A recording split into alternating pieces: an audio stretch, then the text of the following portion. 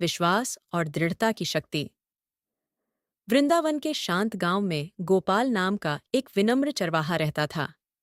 श्री कृष्ण के प्रति अपनी अटूट भक्ति के लिए जाने जाने वाले गोपाल ने अपना दिन गायों को चराने और अपने प्रिय देवता की स्तुति गाने में बिताया।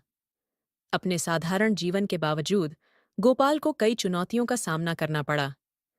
गांव वाले अक्सर उनकी सादगी और भक्ति के लिए उनका मजाक उड़ाते थे।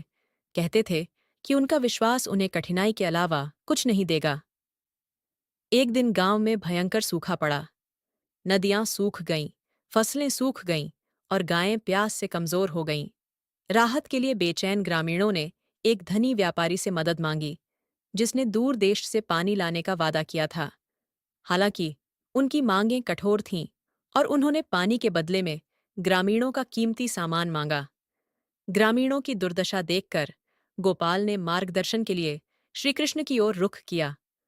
उन्होंने देवता की मूर्ति के सामने घुटने टेक दिए और पूरे दिल से प्रार्थना की, हे कृष्ण, कृपया हमें रास्ता दिखाएं।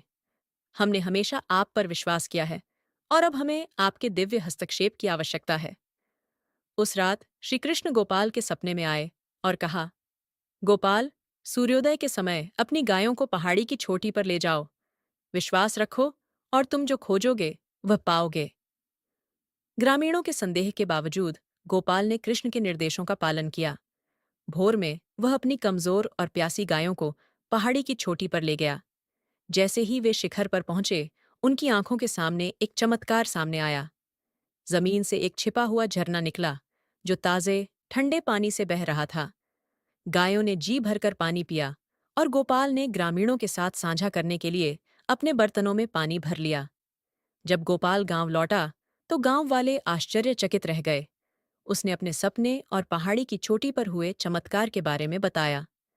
विश्वास और दृढ़ता की शक्ति को महसूस करते हुए ग्रामीणों ने अपने उपहास के लिए पश्चाताप किया और श्रीकृष्ण के प्रति आभार व्यक्त करने में गोपाल के साथ शामिल हो गए।